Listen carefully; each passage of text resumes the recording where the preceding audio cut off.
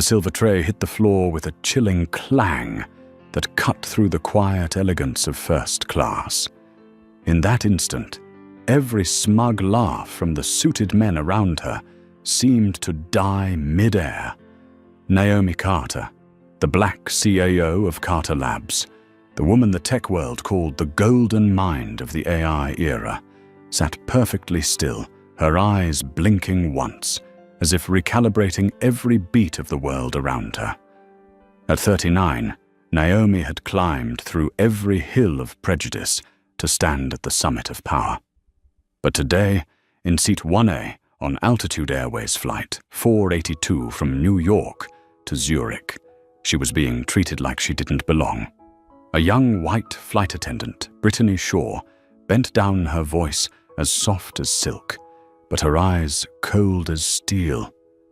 "I'm sorry, ma'am, but your first-class meal is unavailable." A cold sandwich was placed before Naomi beside a plain glass of water. Behind her, the sharp pop of a champagne cork burst through the air, sparkling cruel. Naomi said nothing, but inside her silence began to crack. Before boarding, she had thought this would be a peaceful flight, a chance to review the $4.2 billion contract between Carter Labs and Helvetic Data. She had chosen first class because for once she wanted to believe the world could be fair, a place where everyone paid the same price and received the same respect. But as it turned out, money couldn't buy dignity.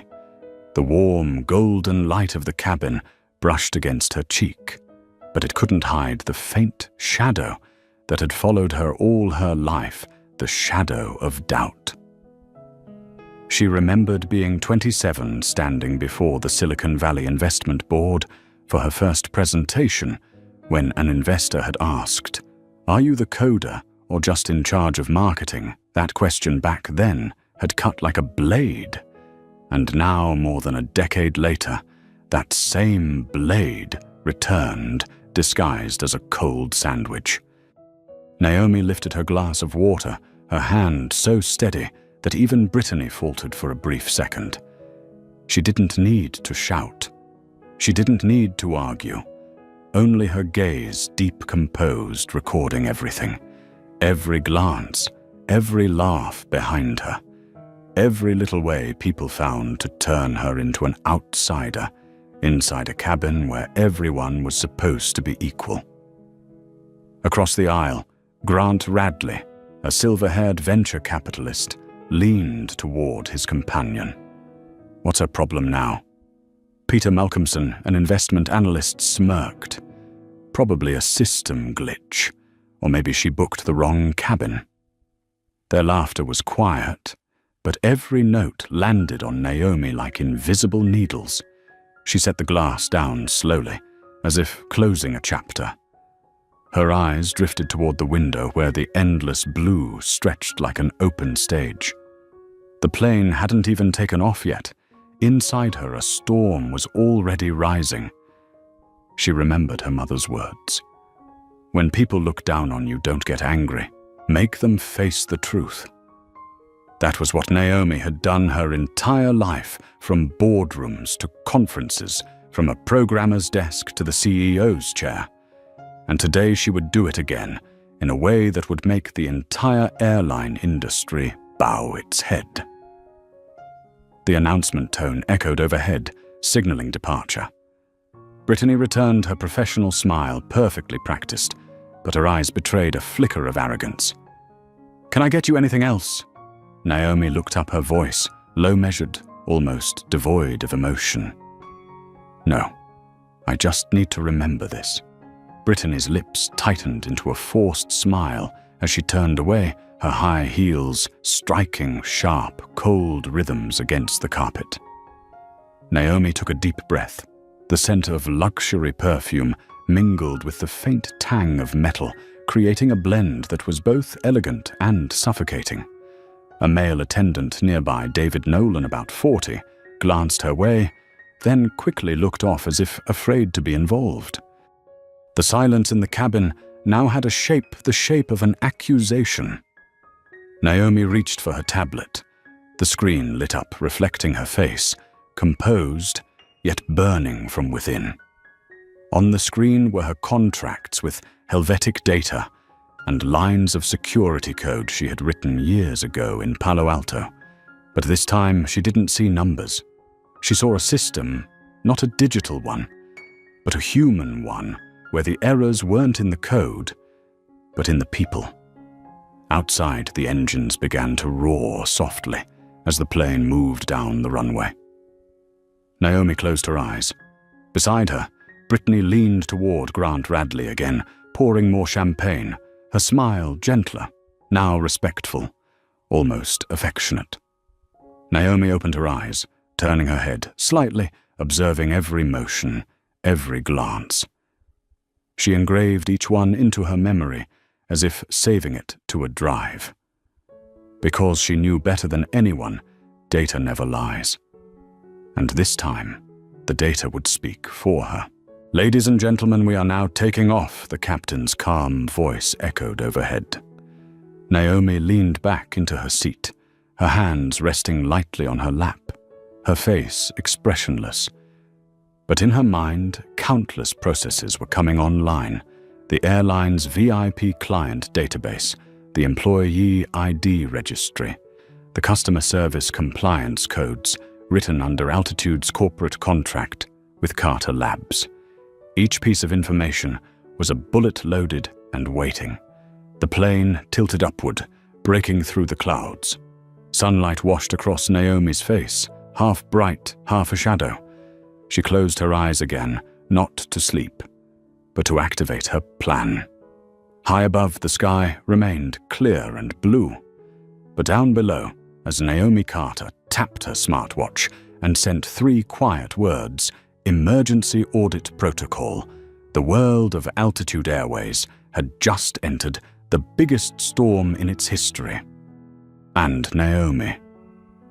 She stayed right where she was in seat 1. Her hand resting gently on the cold tray, her lips curving into the faintest smile, the kind that belongs to someone who knows that when silence runs deep enough, it turns into thunder. The plane pierced through thick layers of cloud, and the morning light streamed through the small cabin window, spilling across Naomi Carter's face, half illuminated, half shadowed. Outside, the sky was calm. Inside, the silence had weight. It wasn't empty. It was dense, heavy like a stone pressed against her chest. She closed her eyes, drew a slow breath, and let her senses guide her. The scent of wine, perfume, and new leather mingled with faint laughter from behind, all merging into the distinct soundscape of first class, a place where no one shouts, they simply measure each other's worth with their eyes. In the empty seat beside her, 1B Naomi's Hermes handbag rested neatly, a symbol of status, now reduced to a silent punctuation mark in a world that had just excluded her. Her hand brushed the handle gently, as if touching a quiet reminder, "You've come too far to stop here." Behind her, the dry clink of glasses rang out. Grant Radley, the silver-haired venture capitalist with a voice like a church bell, raised his glass with 2 colleagues. "You ever heard of Carter Labs?" he said, with a crooked smile. "Her company? A woman running a tech empire, hard to believe, isn't it?" A soft chuckle followed. "And now she's flying with us," Peter Malcolmson added, "first class but eating a cold sandwich." "Fair, isn't it?" Their laughter broke the air, warm for them, freezing inside Naomi's heart. She didn't turn around. Not a word, not a movement. But her gaze dropped to the screen of her smartwatch, where a small icon blinked the encrypted signal had been sent successfully. On the other side of the world, in the glass tower of Carter Labs in Midtown Manhattan, Lauren Price, Naomi's executive assistant, received the command. 31 years old, sharp features, tight curls, pulled into a bun, the kind of woman who always knew exactly what to do, even in chaos. When emergency audit protocol flashed across her screen, she didn't ask questions. She simply pressed her lips together, lifted her coffee cup, took a slow sip, and began typing. Her fingers flew across the keyboard. The system came alive. 3 data windows opened. Flight attendant Brittany Shaw's behavior file code, STR 9035, the VIP client feedback log from Altitude Airways, and the bias recognition database, the AI system Naomi herself had built. Lauren slipped on her headset, her voice steady. Initiate linguistic and behavioral scan. Filter data from the last 36 months. The screen flickered. A line of red text appeared. Bias index 87.4%. Repeated discriminatory pattern detected. Lauren tilted her head slightly, a faint smile tugging at her lips. That's enough, she murmured. Then she typed, transfer report to executive oversight and legal. Code red line, 482. Within minutes, the storm had escaped the clouds and entered Altitude Airways' global data network. Meanwhile, Naomi sat motionless in seat 1, her eyes open, staring into the stillness ahead. No one knew that at that very moment, every action in the cabin, every glance, every tone, every delayed response was being recorded and analyzed in real time by Carter Labs' AI system. She didn't need to raise her voice. She didn't need to argue. All she needed was evidence. "Mom." The soft voice came from her side. Naomi turned. Brittany stood there, her face bright and composed, as if nothing had happened. "Would you like anything else, Mom? I might be able to find some fruit in the galley." Naomi smiled a smile that made Brittany pause for half a second. "No need," Naomi said calmly. "I just need you to remember every detail of this flight." Brittany smirked faintly. "Of course, Mom." She turned away, her heels striking the carpet in a rhythm of quiet arrogance. Naomi watched her go. No anger, no sorrow, only a coldness rising inside her like tempered steel, not weakening her but sharpening her. She opened her tablet, scrolling through the contract. In the corner of the screen, a new message appeared. Lauren Price audit complete. System detected 3 behavioral discrimination incidents by Attendant Shaw in the last 12 months. Previous complaints unresolved, awaiting directive. Naomi typed one simple line, activate Tier 2, notify Altitude CEO directly. Across the ocean, Thomas Reynolds, CEO of Altitude Airways, was in a meeting in London when his phone vibrated. The subject line read, Carter Labs Emergency Culture Audit. He frowned. No one in the aviation industry was unaware of who Naomi Carter was, the woman whose research once forced the European Data Alliance to rewrite its privacy regulations. As Reynolds read through the report, his face drained of color. The summary was brief or cold, devastating repeated bias toward non-white passengers, ignored pre-ordered premium meal, despite confirmed booking, multiple unaddressed complaints. He looked up at his team. Prepare HR and legal. Meet me in Zurich when Flight 482 lands. Back in first class, Naomi felt the aircraft level out. Another attendant, David Nolan, approached quietly, his voice hesitant. Mom, I truly apologize for the inconvenience earlier. It may have been a system error. Naomi looked at him, her eyes calm but piercing. Which system, she asked. David hesitated. The meal ordering system, sometimes. No, Naomi interrupted, her tone smooth and cutting. I'm asking which system allows people to believe I don't deserve the meal I paid for. David froze. He lowered his head and stepped back. No one said a word, but everyone heard, and the silence once again had form. Naomi turned back to the cold tray before her and smiled faintly, not for herself, but for a world that believed discrimination had to be loud, when in truth it often whispered. Outside, the sunlight cut through the clouds, glinting across her hand, where the smartwatch trembled gently. Lauren's final confirmation had arrived. The storm was now fully online. Naomi lifted her glass of water, took a small sip, and closed her eyes. In her mind, her mother's voice echoed softly, distant, but clear. Don't let anger blur your judgment. Let reason make the world tremble. The plane soared toward the rising sun over Europe. Naomi Carter remained still in seat 1A. She didn't know that below a chain of urgent emails was racing across servers with the speed of a storm, but she knew one thing for certain: no silence lasts forever. And sometimes to change an entire system, all it takes is a cold sandwich and a woman who refuses to swallow it. The plane cruised at 36,000 feet, cutting through a sky so calm it felt as if nothing in the world could ever be disturbed. But for Naomi Carter, seated in first class, every cell in her body was burning with motion, as though she carried fire beneath her skin.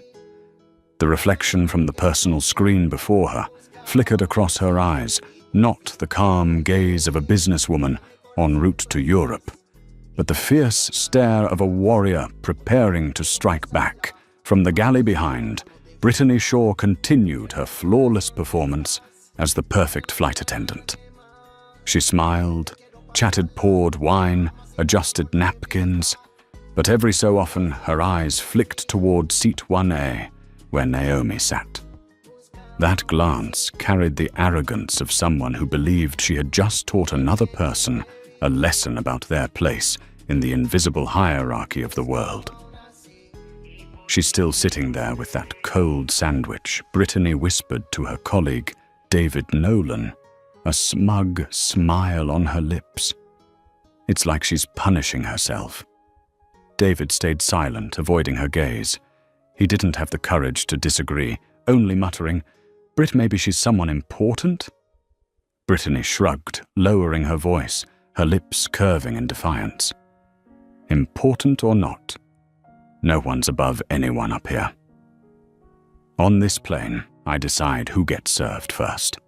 Her words slipped into the cabin microphone system, one that recorded every sound and action as required by the airline. Naomi didn't know it, but she could feel something shifting in the air. A massive system was unknowingly recording its own wrongdoing. She reopened her tablet. A new report flashed from Lauren Price. Connection established with Altitude's coordination server. Behavioral analytics updating automatically. Probability of demographic bias, 89.1%. Recommendation: initiate personnel verification protocol upon landing. Naomi pressed her lips together, her fingers gliding across the screen as she typed in a secure code. Naomi Carter. Continue data collection. Create independent backup. Tag report redline 482. Maintain complete silence until my final signal. She leaned back. The hum of the engines blended with the soft rush of wind outside. Everything seemed peaceful, a deceptive calm like the social systems she had studied all her life. Naomi gazed out the window, where the clouds layered like fortress walls. She thought back to being 17, the only black girl in her computer science class at Stanford. Back then, every time she raised her hand, the professor's eyes would drift past her, searching for someone more fitting to speak. And when she turned in her first prototype of a security software design, they asked, "Are you sure this code is yours?" That question, like thousands of glances that followed throughout her life, was a form of violence that required no shouting, yet cut deep enough to leave permanent scars. Naomi opened her eyes. She had never forgotten those looks, and because of that, she couldn't let this flight be dismissed as a small incident. She reached for her encrypted satellite phone. The screen lit up with the stern face of Lauren Price on a secure video call. "Report," Naomi said. Lauren spoke quickly. "Altitude CEO Thomas Reynolds has received the information. The HR legal and internal audit teams are en route to Zurich. We have 7 hours before landing." Naomi nodded slightly. "Good. Preserve all data. I'll secure additional confirmation myself." She closed the phone, her gaze drifting toward the passengers. Brittany was leaning toward Grant Radley, her dress perfectly fitted, her smile textbook flawless. "Would you like more champagne?" Sir Grant chuckled. "If you're the one pouring, I'll take the whole bottle." Brittany laughed softly, a familiar, well-practiced melody. Naomi watched unblinking. Not out of envy, but understanding. Understanding the system built on selective courtesy, where some were deemed worthy of a smile and others of a shrug. And Brittany was merely a product of that system, a system Naomi would not allow to exist one day longer. David Nolan passed by his eyes, meeting Naomi's for a fleeting second before darting away. But his voice, quiet and trembling, reached her. "Mom, I'm sorry." Naomi turned slightly. For what? David swallowed hard. For being silent. Naomi's expression softened. Sometimes silence is the beginning of awakening. But if you stay silent after today, it becomes guilt. David lowered his head, his hands tightening around the serving tray. "I understand." As the cabin dimmed under the soft evening lights, Naomi opened her digital notebook and wrote a few lines not about contracts, but about feelings, something she rarely allowed herself. Discrimination is no longer a personal insult. It is a systemic disease, and I am the last doctor brave enough to operate. She closed the notebook, lifting her gaze. A storm was rising beneath her calm exterior. 3 hours later, as the crew served dinner, Brittany approached her again. "Mom," she said evenly, "we can now serve the meal you requested. A steak dinner just became available." Naomi looked up, her voice cool and precise. "Thank you, but I'm not hungry anymore." Brittany forced a smile. "That's a shame. It's one of our most popular dishes." "Then you should have it." Naomi interrupted softly, her tone gentle but absolute. The cabin fell silent. Everyone heard it, but no one moved. Brittany froze for a moment, then quickly turned away, her cheeks flushed not from shame, but from being challenged. Naomi watched her go, not with satisfaction, but with quiet pity. Because a system that teaches people to believe power lies in serving the right person is a system that keeps them small forever. The light outside shifted to pale blue. The edge of Europe appeared beneath the clouds. Naomi knew that once the plane touched down, everything would begin to collapse. But she wasn't afraid. Instead, she felt lighter, as if, after years of carrying the weight, she had finally found a way to fight back, without anger, without shouting, only with truth. She took a deep breath and smiled faintly. Somewhere in the depths of her mind, she heard her father's voice, the man who had passed away when she was young, an aircraft mechanic who had once told her, "You know, Naomi planes don't really fly because of their engines. They fly because of the belief that something stronger than gravity exists." She closed her eyes. Her faith was no longer in the sky. It was in justice. And in the faint morning light, Seat 1A seemed to glow the place where a quiet revolution had begun, a fire burning in the middle of a sky that only appeared to be calm. A soft tremor made the glass of water on Naomi's tray ripple, reflecting the golden cabin lights above. The steady hum of the engines whispered endlessly, weaving together the familiar sound of the sky, a place where people believed they were separated from the world below, where money and status could buy peace. But today, that peace was nothing more than an illusion. Naomi Carter opened her eyes. 3.5 hours had passed since she sent the first signal. A new notification appeared on her watch. Lauren Price, data verification complete. Altitude's CEO is en route to Zurich. The legal and investigation teams will be at the airport upon landing, awaiting your next directive. Naomi brushed her sleeve lightly, her fingers grazing the watch, a small, deliberate gesture that carried the quiet assurance of total control. She knew that from this moment, every step, every word, every glance inside first class was being recorded. Not for revenge, but to prove that discrimination existed even in the most luxurious of places. Brittany Shaw returned to the front cabin, poised and confident. She had just completed her final round of wine service, her smile polished to perfection. "She's still just sitting there," Brittany murmured to her colleague. David Nolan glanced toward seat 1A, where Naomi sat silently, her meal untouched. "Yeah, she hasn't said a word. Hasn't called anyone." Brittany shrugged, her voice low but tinged with disdain. Maybe she finally realized her place. The words were casual, almost harmless, but to Naomi, who had spent her life hearing countless variations of that same phrase, they struck like a gunshot. Her place! That phrase had followed her everywhere. Only the tone and the suits of the people saying it had changed. She smiled softly, a smile no one saw. Not of anger, not of pain, just pure awareness. Outside, the sky darkened as the plane crossed into the night over the Atlantic. The navigation lights blinked steadily on the wings, tracing a shimmering path through the clouds. Naomi could feel the wind, not the wind itself, but the wind of change approaching. She remembered the year 2015 when her first funding pitch for Carter Labs was rejected.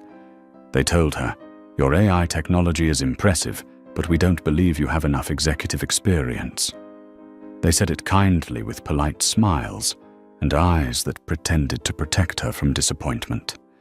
A year later, that very same technology saved the Defense Department's data systems from a cyber attack.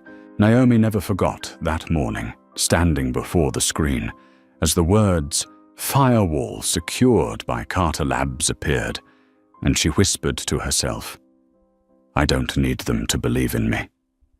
I just need them to acknowledge me." Now she was in another cabin, facing another battle, but the principle remained the same. The truth must be forced to look at itself, even if it takes a storm to do so. Naomi tapped the screen and sent a new command. Lauren, verify crew behavior records from the past 24 months. Activate voice and interaction algorithm. In Manhattan, Lauren received the message. Her fingers flew across the keyboard as multiple audio clips from Altitude flights appeared on screen. "Good afternoon, Mr. Thompson. It's a pleasure to serve you. I'm sorry, Ma'am. We'll bring it as soon as possible." Brittany's voice sweet with some, cold with others. Lauren adjusted the filters, entering a command. Compare tone deviation based on demographic markers. The result appeared. Voice tone variation between white and non-white passengers, 52.8%. Average response delay 3 minutes and 17 seconds. Lauren exhaled. She was right.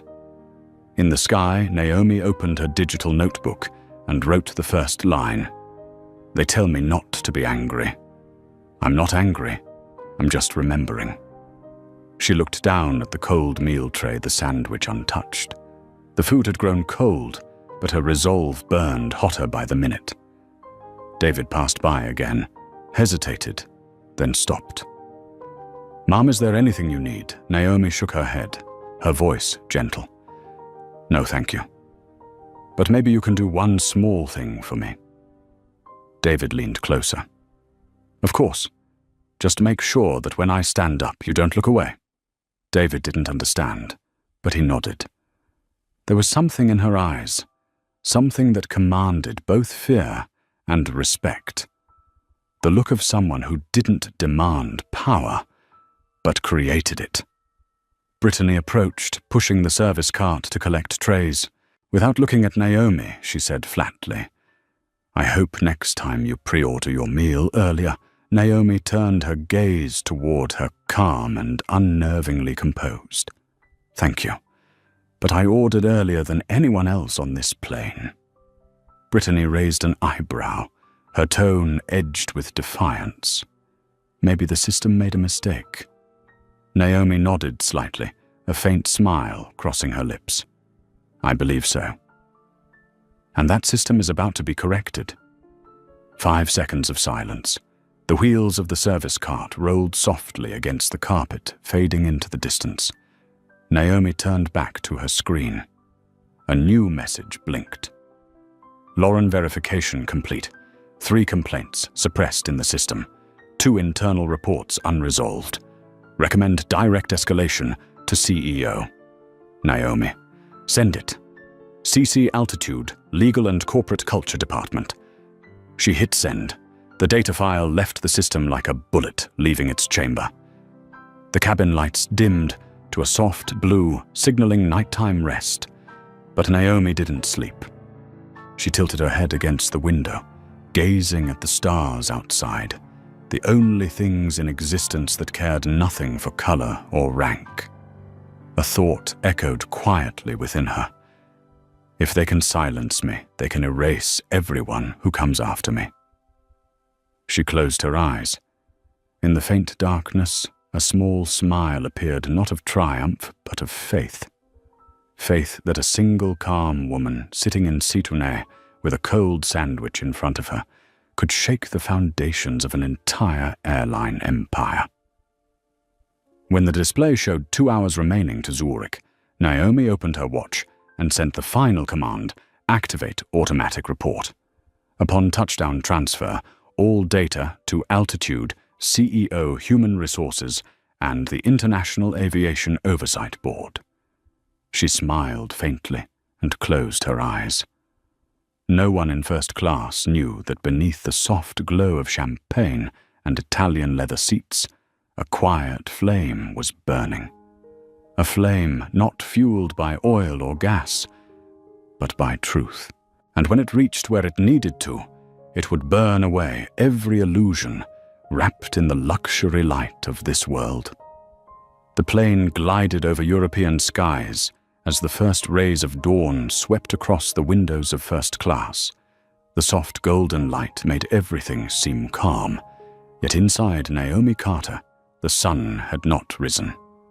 It burned quietly like a storm, compressed, waiting for the moment to be released. She opened her eyes. On her watch, the final message from Lauren appeared. Lauren Price. All data has been compressed and transferred to Altitude's audit system. CEO Thomas Reynolds has confirmed receipt of the report.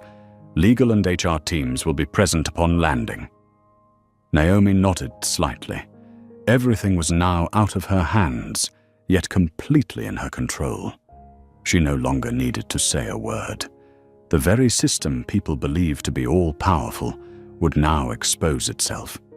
The first-class cabin was unusually quiet. The men seated behind her reclined comfortably, chatting casually about billion-dollar deals, unaware they were sitting at the center of an earthquake.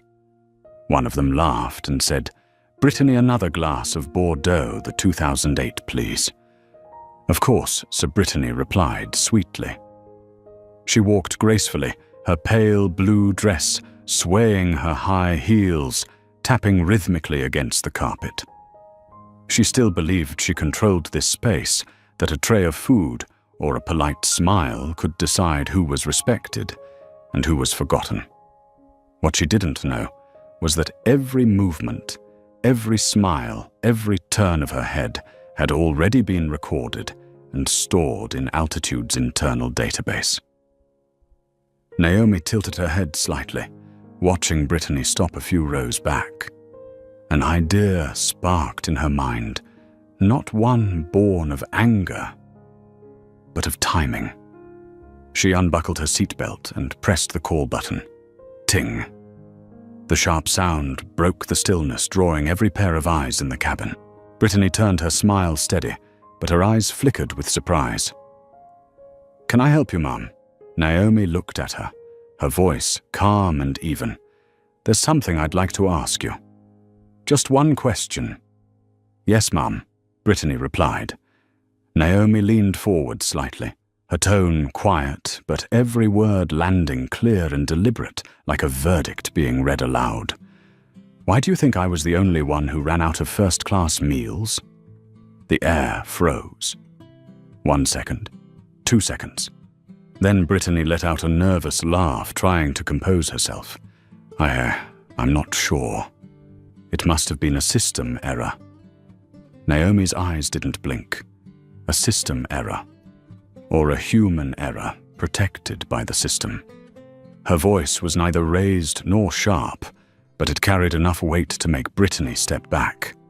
"Mommy Tat, you know," Naomi interrupted, lowering her voice. "I once developed a program that detects bias in customer service interactions. It measures tone, eye contact, the delay between words and actions. Do you know what that system just recorded?" Brittany froze, her mouth slightly open. Naomi's gaze pierced straight through her. "It recorded that you didn't respect me. Not through your words, but through your silence."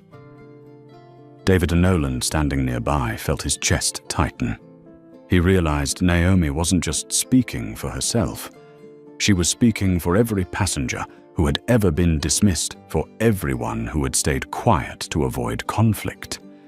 He took a deep breath, stepped forward, placed a hand on the service cart, and spoke hoarsely but firmly.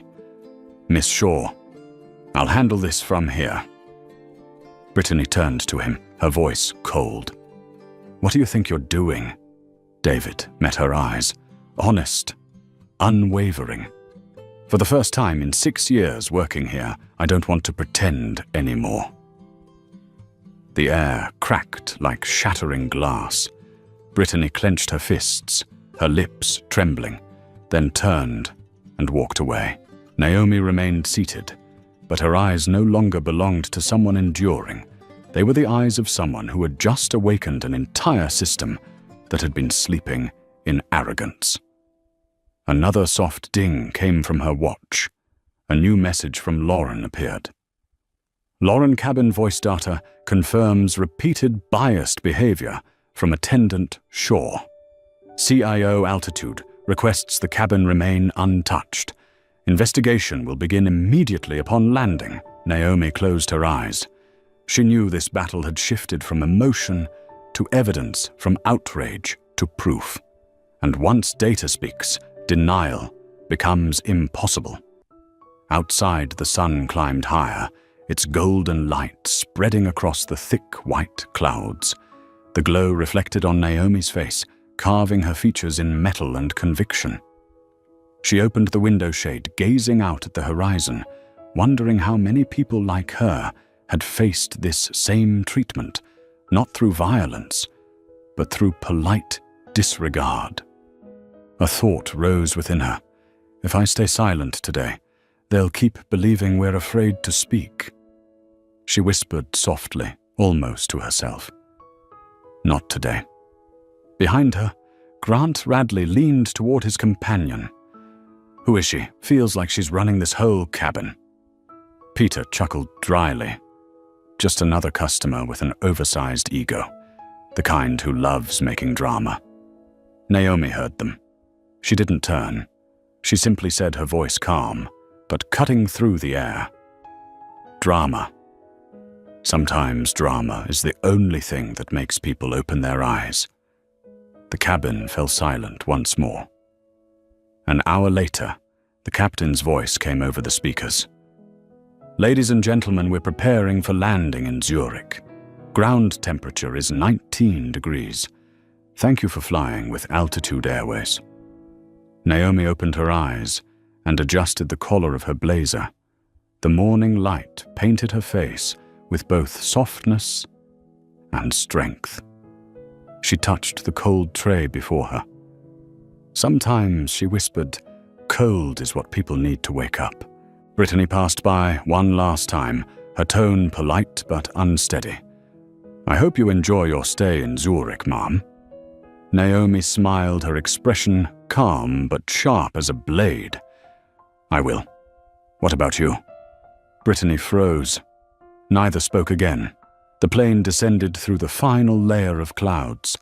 The city of Zurich unfolded below red rooftops, a winding river, and the misty outline of the Alps in the distance.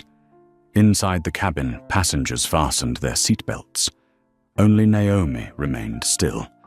She was no longer just a passenger on this flight. She was steering the direction of a conversation much larger than the cabin itself.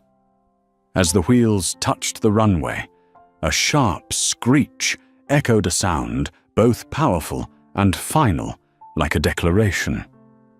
Naomi opened her eyes and whispered, "It's time." And as the engines quieted, a new chapter for the airline and for the world was about to begin. The plane touched down with a long, piercing screech. A few passengers clapped, others smiled, relieved that the flight had gone smoothly. Only Naomi Carter, seated in 1A, remained still.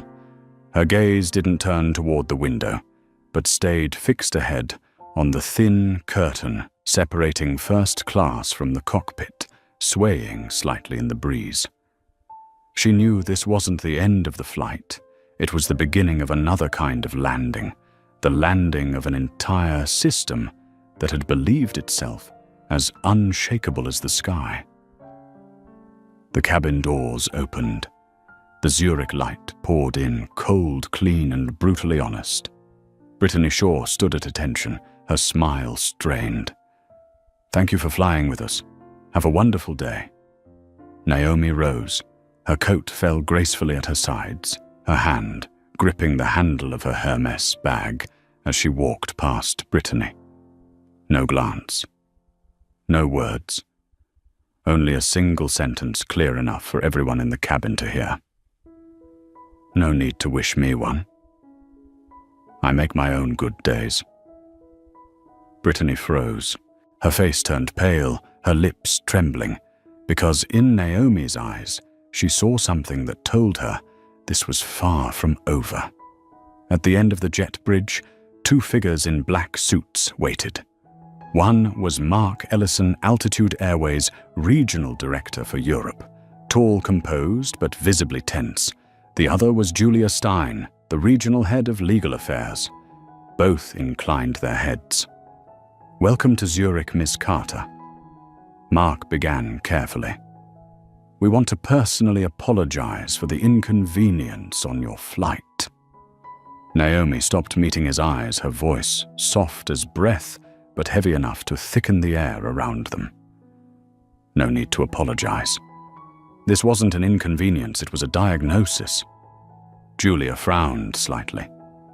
"A diagnosis," Naomi's eyes didn't waver. "You've let the disease live inside the very service you claim is flawless.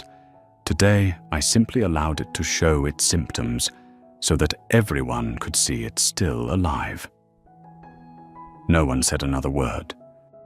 Naomi stepped forward, her heels clicking against the polished floor, like the steady beat of truth about to be revealed. Behind her, the crew began to disembark. Brittany walked among them, her face drained of color. David Nolan followed his eyes, downcast, silent. As they reached the terminal, three men in black suits stood waiting, blocking their path. One of them held up a tablet displaying cold, glowing words. "Flight 482, Crew Emergency Debrief Room 4. Mandatory attendance." Brittany froze. "There must be some mistake," she stammered. The man with the tablet looked straight at her. "No mistake, ma'am. Please come with us." David placed a hand gently on her shoulder, his voice quiet but firm. "Go, Brittany. Maybe now it's your turn to listen." In a small conference room within the airport's private wing, the air was so heavy it seemed you could hear the clock ticking. Brittany sat across from Julia Stein and two investigators. On the table, a tablet played the cabin's recorded audio. Ms. Shaw Julia said evenly, "We've reviewed the entire recording. Would you like to hear the part where you spoke to passenger 1? Brittany's lips trembled, her eyes glistening. "I didn't mean anything by it. I was just following procedure." Julia tilted her head. "Which procedure allows you to serve other passengers properly, but give a cold sandwich to a first-class traveler who pre-ordered a meal 7 days in advance?" Brittany swallowed hard, scrambling for words. "I thought it was a system error." "No, Brittany," Julia interrupted, her tone sharp as glass. "Not the system. You." The screen shifted to a short video clip from the front cabin camera. Brittany's voice played back clearly. "Up here, I decide who gets served first." Brittany went still, staring at the screen. Tears spilled over. Julia closed the tablet. "You're suspended immediately. The investigation will continue." Brittany sat frozen. For the first time in 6 years, she realized that a single careless sentence could destroy an entire career if it was said to the wrong person. Meanwhile, in the VIP lounge overlooking the runway, Naomi sat by the window, watching a line of planes taxi into position. Her phone vibrated. On the screen, a video call came through from Thomas Reynolds, CEO of Altitude Airways. Naomi answered. Thomas, a middle-aged man with silver hair and weary, sincere eyes, spoke first. "Ms. Carter, I wanted to apologize personally and to thank you." Naomi tilted her head slightly. "An apology I don't need. But thank me for what? For forcing us to see ourselves. I've read your assistant's report. Our entire system has been blind in its silence." Naomi said nothing. Thomas continued. "We'll be suspending the entire flight crew and launching a 24-month review across all staff. But I want to hear from you. What do you want me to do next?" Naomi looked out at the horizon, where sunlight shimmered off the metal wings of a departing jet. "Don't do it for me," she said slowly. "Do it for the ones who will sit in seat 1A after me. The ones without the Carter name, without a billion-dollar company to shield them. Do it for them." Thomas nodded solemnly. "Will you help me?" Naomi smiled faintly. "I won't help. I'll lead."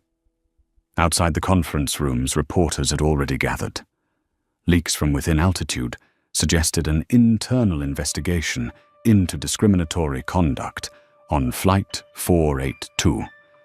Naomi didn't speak to anyone. She simply stood, walked through the flashing lights of the cameras, each step gentle yet echoing with impact. She knew she was no longer walking just for herself, but for everyone who had ever swallowed their silence after being dismissed. Elsewhere in the airport, David Nolan exited the debriefing room, sweat dampening his collar. He spotted Brittany sitting slumped on a bench, her head bowed.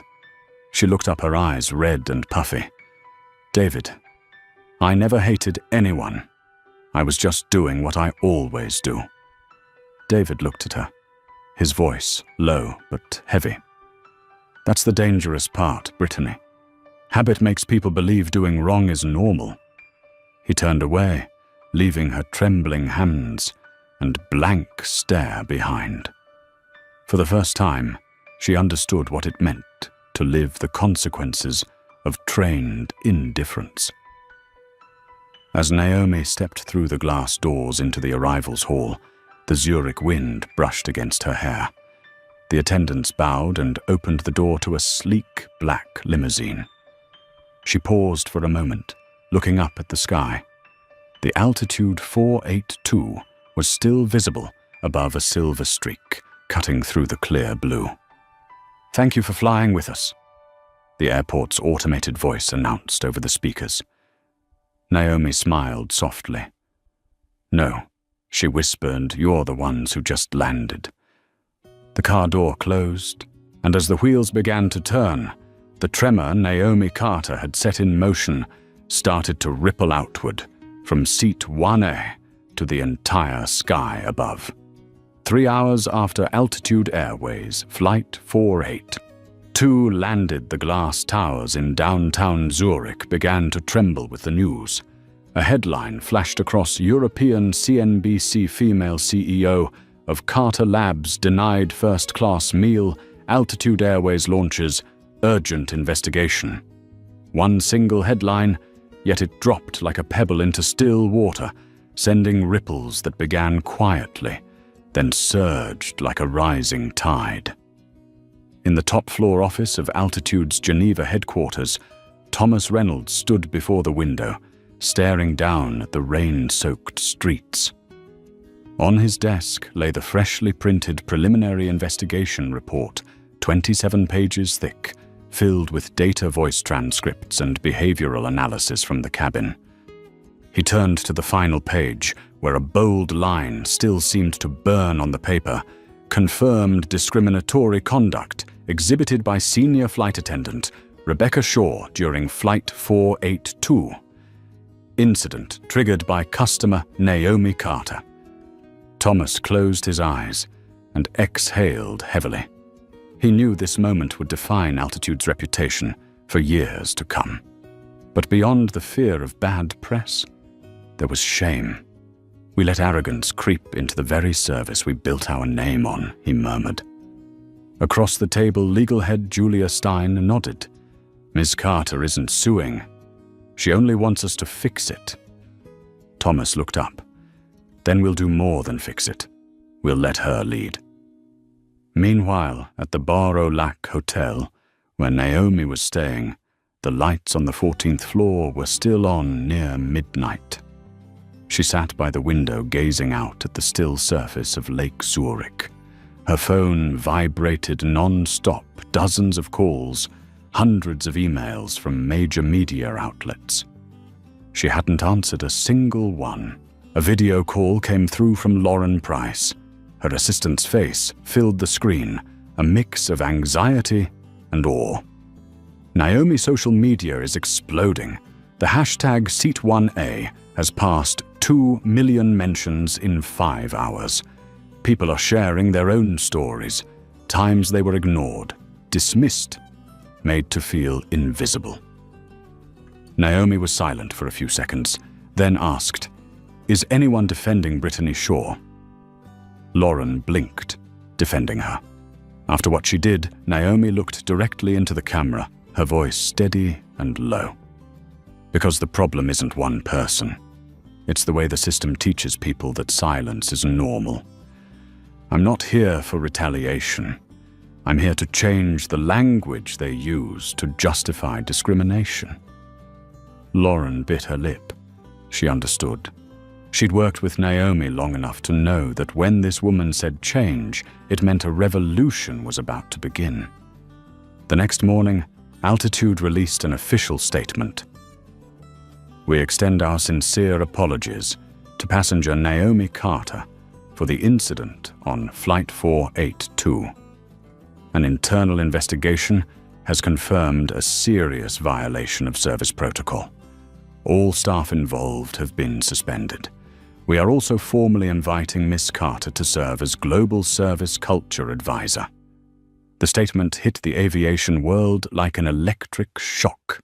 CNN ran the headline, "A Black Female CEO Forces an Airline to Rewrite Its Policies with One Denied Meal." On Twitter, a post from an ordinary user went viral with over 300,000 shares. "I may not sit in Seat 1A, but I deserve respect." At Altitude's Geneva headquarters, Julia Stein and the HR team held an emergency meeting. "We'll launch a new training program," Julia said, pointing to the screen where the title glowed, "The Seat 1A Initiative." Thomas Reynolds nodded. Every attendant, Every employee from business class to maintenance will retrain, not just in service skills, but in how they see people. A communications manager asked, "Aren't we afraid people will think this is just for show?" Thomas's gaze hardened. "No.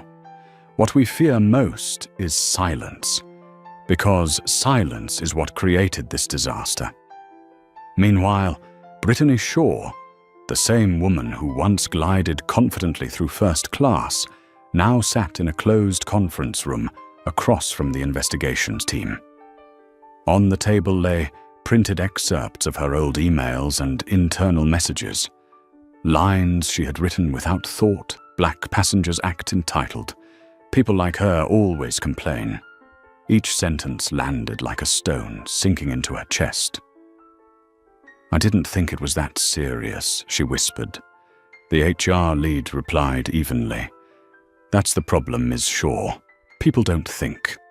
And that's how prejudice survives." When the session ended, Brittany stepped into the hallway. Through the glass, she saw Naomi leaving her hotel surrounded by reporters. In that moment, Brittany realized she didn't hate Naomi. She feared her because Naomi was the mirror reflecting the truth she had spent years denying. Outside, the hotel doors swung open. Naomi Carter stepped into a forest of microphones and flashing cameras. "Ms. Carter, are you planning to sue Altitude? What do you want to achieve from this incident?" Naomi stopped. Her gaze was calm, serene, like Lake Zurich after rain. "I don't want compensation," she said slowly. "I want people to understand that every small action carries the power to define the world we live in. A cold meal may mean nothing but how people treat it. That's how they treat humanity." The reporters went silent. The shutters stopped clicking for a brief moment. Naomi bowed her head slightly, then walked away. Behind her, the digital billboards along Bahnhofstrasse lit up simultaneously with the message, "Seat one a respect is not a privilege. It's the beginning of civilization." That afternoon, Thomas Reynolds sent a personal email to Naomi. "We've begun. This time I promise the system won't fall asleep again." Naomi read it and smiled faintly. She didn't reply, because she knew true change doesn't begin with promises. It begins with actions taken when no one is watching. Night fell. Zurich returned to its usual calm, but deep within the city, the waves had started to stir. In cafes, airports, and offices, people were talking about Seat 1A. Some praised it, some debated it, but no one dared say it didn't matter. On television, the cabin footage of Naomi saying "system error" or "human error" played over and over. At the end of the segment, the anchor read one of her quotes aloud. "You don't need to shout to be heard. You just need to act at the right time, in the right place." On the 14th floor of the hotel, Naomi sat by the window again. The lake reflected the golden city lights and her silhouette. In her hand was a steaming cup of tea beside her, an unsent letter to her late mother, the woman who had once taught her, "Strength isn't found in retaliation, but in keeping your heart clean amid injustice." Naomi looked down at the still water and whispered, "I did it, Mom. But this is only the beginning." Outside, the night wind brushed across the surface of the lake. A small wave touched the shore, and Naomi Carter knew the real waves had only just begun to spread. 7 o'clock in the morning. The city of Geneva lay beneath a blanket of cold mist. In front of the Altitude Airways headquarters, dozens of reporters' cameras and broadcast vans crowded the entrance. The gold-plated logo of the airline, once hailed as the symbol of global prestige, now reflected hundreds of camera lenses. Inside, on the 21st floor in the company's largest conference room, the atmosphere was as heavy as lead. CEO Thomas Reynolds stood at the head of the long table, his face firm and pale. Behind him on the large screen glowed the words, "Internal Hearing Flight, 482 report." "Thank you all for being here early," Thomas began, his voice low but resonant. "Today we're not here to talk about PR or losses. We're here to talk about the disease that's been eating away at Altitude's honor." Beside him, Julia Stein began her presentation. Behavioral analysis indicates at least 6 similar cases of bias within the last 18 months. Each complaint was closed with the note, "Insufficient evidence." Ms. Shaw is not the only one at fault. She is merely the clearest symptom. Thomas placed his hand on the table, his gaze sweeping across the anxious faces of the board members. "And Miss Carter," he said quietly, "has made the world see what we've been hiding behind the word incident for years." At that moment, the conference room door opened. Everyone turned. Naomi Carter entered, not ceremoniously, not with an invitation. Just her in a white suit, her expression calm and composed. Thomas stood. "Ms. Carter, I didn't expect." Naomi smiled slightly, her voice soft yet decisive. "I'm not here to criticize. I'm here to rebuild." The room fell silent. Naomi walked to the table and set down a folder. "This is an analysis report from Carter Labs. It shows how your automated systems, from meal assignments to passenger priority rankings and name-calling frequency, have been influenced by subconscious bias." She raised her eyes. "No one taught your employees to discriminate, but your algorithms, your culture of favoring regulars, have unintentionally programmed it." Julia looked at Naomi and nodded. "What do you want us to do?" Naomi replied. "Start over. Rebuild your entire philosophy of service, not from privilege but from dignity." Thomas leaned forward, his voice steady. "If you're willing to lead, Altitude will follow." Naomi smiled faintly. "I'm not here to lead. I'm here to hold up a mirror so everyone can see themselves in it." News of the meeting leaked faster than planned. Media outlets erupted with headlines, "Altitude Airways partners with Carter Labs to redefine service culture." In New York, at the Carter Labs headquarters, Lauren Price took a call from Reuters. "We've heard Miss Carter is becoming Altitude's strategic advisor." Lauren smiled slightly. "No, she's not working for them. She's making them work for the world." Meanwhile, in another conference room downstairs, Brittany Shaw sat across from the disciplinary committee. She was no longer in uniform, just a wrinkled white shirt. Ms. Shaw, one of the directors, said, "Do you have anything to say before we make our decision?" Brittany swallowed hard. "I didn't think what I did was discrimination. It was just instinct.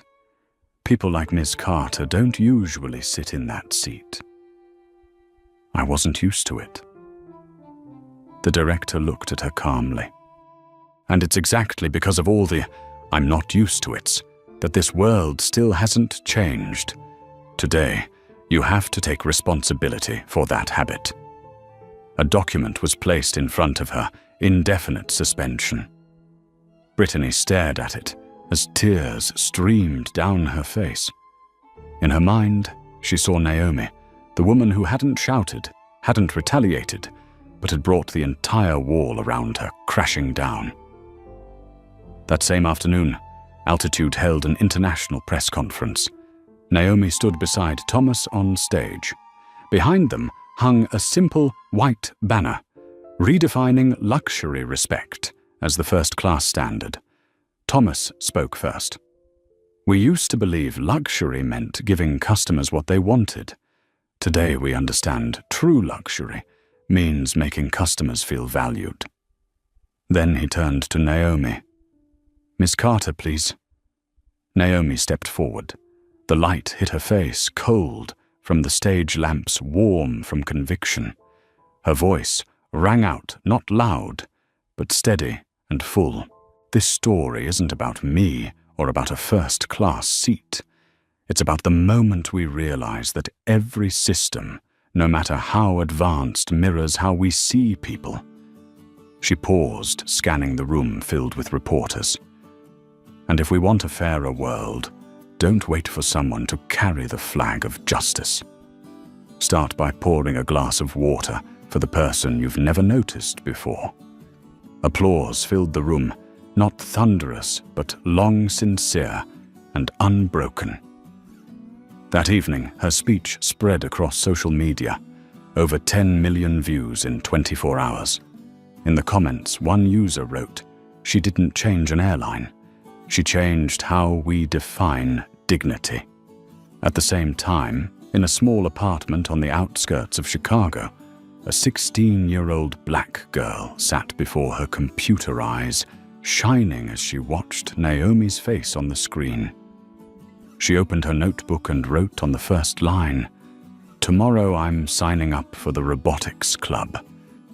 And if anyone asks what someone like me can do, I'll tell them Seat 1A once belonged to someone like me." That night, Naomi returned to her hotel room.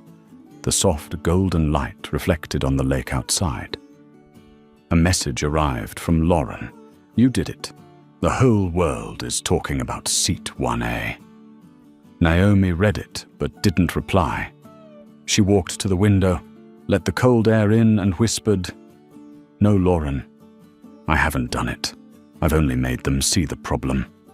Getting them to live differently, that's the hard part." She closed the window and looked at her reflection in the glass, a slender, proud, calm woman.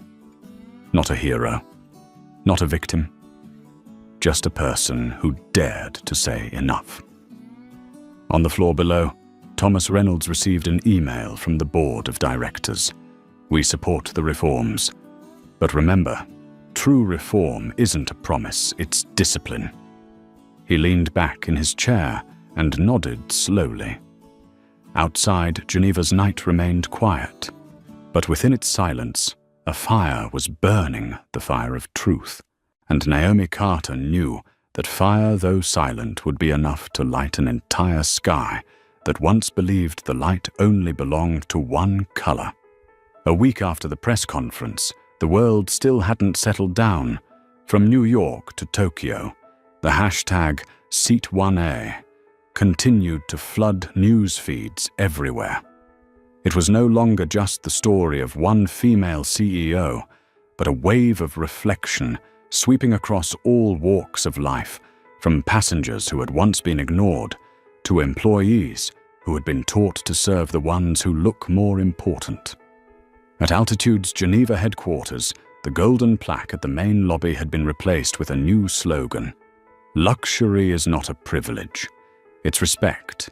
Thomas Reynolds signed an executive order, launching the Seat 1A initiative, requiring every staff member across 18,000 flights to complete a mandatory course titled Unconscious Bias and Human Dignity. And at the very beginning of that training manual, there was a short note with no author's name. "Remember, every tray you place, down every greeting you speak, can become evidence of how you see the world."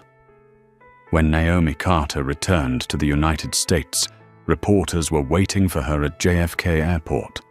But this time, there were no aggressive questions, no flashing chaos of cameras.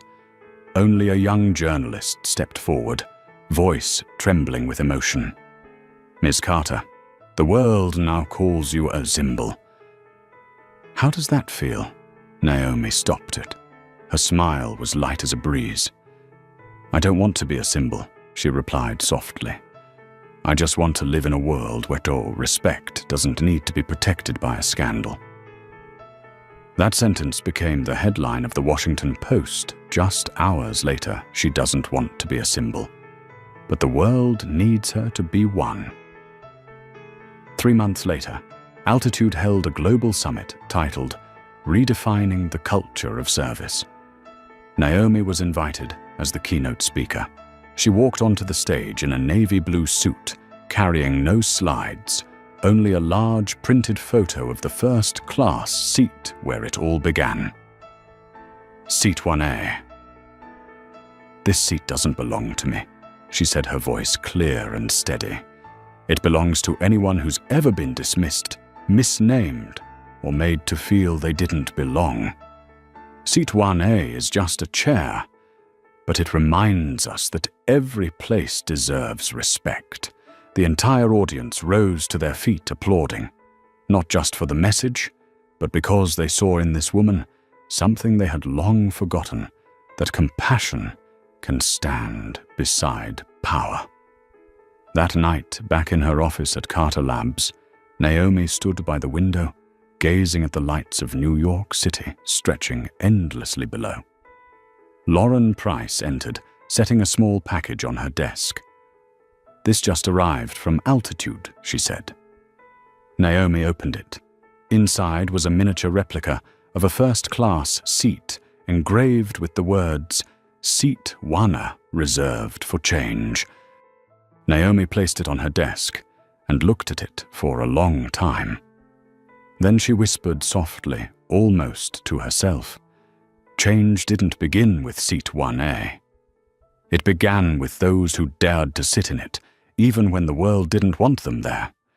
The city lights glowed against her face, strong yet serene. And somewhere out there, thousands of women anonymous passengers and people who had once been looked down upon were smiling at the sound of her name. Because from this moment on, Seat 1A was no longer just a seat. It was a reminder that sometimes justice only needs one person brave enough not to give up their place. 12 months later, morning at the Global Forum on Corporate Ethics in Washington, D.C. Thousands of delegates from around the world gathered under one roof. On the main stage, a large banner carried a simple white inscription, "The Seat 1, a movement from silence to systemic change." The lights dimmed, and Naomi Carter walked out, not surrounded by security, not adorned with the glow of celebrity. She carried only a thin folder and a gentle smile, yet the entire hall rose to its feet. The host introduced her. She didn't just change an airline, she changed the world's definition of respect. Naomi looked around, hundreds of faces, every color, every language. "Thank you," she began, her voice calm, warm, and grounded. "But what I value most today is not attention, it's awareness." She shared how since that event, Carter Labs had partnered with corporations across industries to develop technology that measures bias in workplaces, recruitment, and service environments. She spoke of employees who once feared speaking up, who are now teaching others to find their voice. And she spoke of Brittany Shaw, the woman once at the heart of the storm, now working as an instructor in a program called Learning to See Yourself Again. Naomi paused, her eyes soft, with quiet conviction.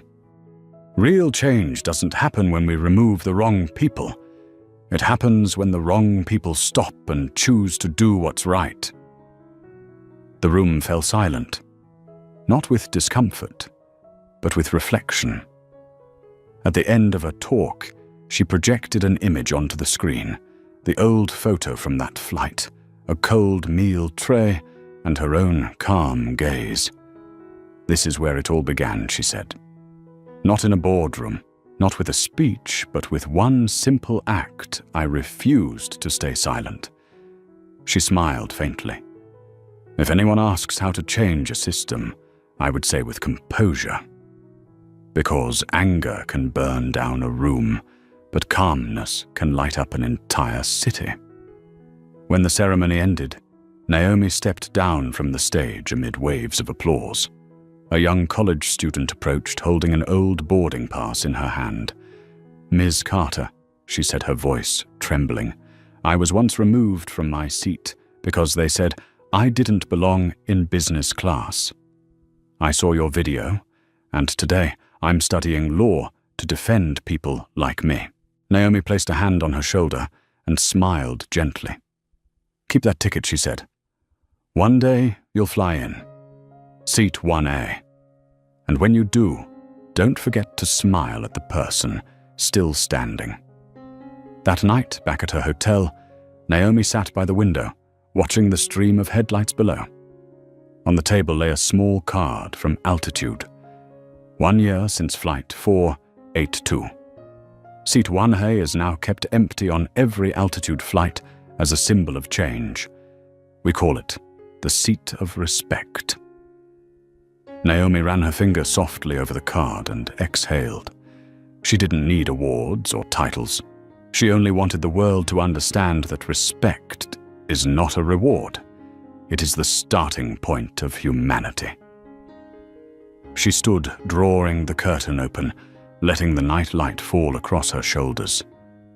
In the reflection of the glass, her silhouette blended with the glow of the city, small but steady, a reminder that every great change begins with one person brave enough to stay in their seat and never let anyone take it away. And in the night sky above, an Altitude airplane passed by its seat 1. Still empty, reserved for the next ones, the ones who would never again stay silent. From the perspective of a corporate ethics expert, Naomi Carter's journey is not just the story of a first-class seat, but a reminder that dignity is not something to be given, it must be upheld. True human strength is not found in responding with anger, but in the ability to make an entire system reflect upon itself. When calmness is used at the right moment, it can create the kind of change that 1,000 shouts never could. If you believe this world needs more people who dare to stand and sit for what is right, then, like this video, to share that message, subscribe to the channel, so you don't miss stories where compassion is tested by power. And leave a comment below with the phrase that reflects your belief. Hold your dignity.